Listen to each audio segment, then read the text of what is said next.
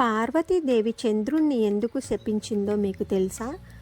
పురాణాల ప్రకారం ఒకసారి పార్వతీదేవి స్నానానికి వెళ్తూ తన శరీరానికి రాసుకున్న నలుగు పిండితో ఒక బాలుడిని చేసి దానికి ప్రాణం పోస్తుంది. ఆ బాలుడిని తన గది ద్వారం వద్ద కాపలాగా ఉండి ఎవరినీ లోపలికి రానియవద్దని ఆదేశించింది. అదే సమయంలో పరమేశ్వరుడు అక్కడికి వస్తాడు. తనని అడ్డుకున్న బాలుడిని చూసి ఆగ్రహం చెందిన శివుడు తన త్రిశూలంతో అతని శిరస్సుని ఖండిస్తాడు. శబ్దానికి బయటికి వచ్చిన పార్వతీదేవి తన కొడుకు శిరస్సు లేని శరీరాన్ని చూసి కన్నీరు మున్నీరుగా విలపిస్తుంది.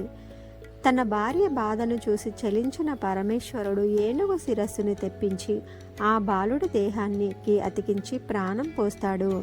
అలా గజముఖుడికి శివుడు గణాధిపతిగా పట్టాభిషేకం చేసి గజాననుడు అని పేరు పెట్టాడు.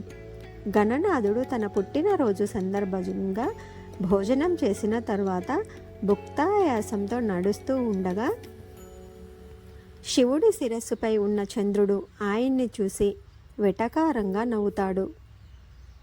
ఆ నవ్వుకి గణనాథుడికి పట్టరాని కోపం వచ్చి పొట్ట పగిలి మరణిస్తాడు.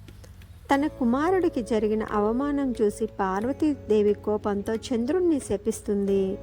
చంద్రుణ్ణి ఎవరు చూసినా నీలాప నిందల పాలు అవుతారని పార్వతీదేవి శపిస్తుంది.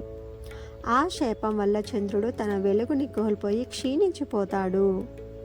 అయితే తన తప్పును తెలుసుకున్న చంద్రుడు మిగతా దేవతలంతా కలిసి పార్వతీదేవిని ప్రార్థించగా చంద్రుడి పశ్చాత్తాపాన్ని చూసి శాపాన్ని పూర్తిగా తొలగించకుండా ఒక నిబంధన విధిస్తుంది.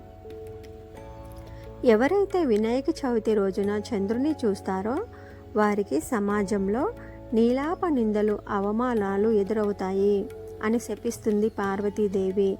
అందుకే వినాయక చవితి రోజున చంద్రుణ్ణి చూడకూడదు అని పురాణాలు చెబుతున్నాయి. ఒకవేళ పొరపాటున ఎవరైనా చంద్రుణ్ణి చూస్తే ఆ దోషం నుండి బయటపడటానికి ఒక పరిష్కారం కూడా పురాణాలలో ఉంది. చంద్రుడిని చూసిన వారు గణపతిని ఆరాధించి వ్రతం చేసి వినాయకుడి పూజ చేసిన అక్షింతలను చల్లుకోవాలి. ఇలా చేయడం వల్ల ఆ నీలాప నిందలు తొలగిపోతాయని, గణపతి అనుగ్రహం లభిస్తుందని నమ్మకం. ఈ పరిహారం ద్వారా చంద్రుడు ఆ శాపం నుండి పాక్షికంగా విముక్తి పొందాడని పురాణాలు చెప్తున్నాయి. అయితే నిజం చెప్పాలి అంటే వినాయక చవితి రోజు నా చంద్రుని చూసి గణపతి పూజ చేయని వారు నీలాప నిందల పాలు అయ్యారు. దీనికి ఉదాహరణలు కూడా చాలా ఉన్నాయి. గణపతిని భక్తితో పూజించాలి. ఓం శ్రీ మహాగణాధిపతయే నమః.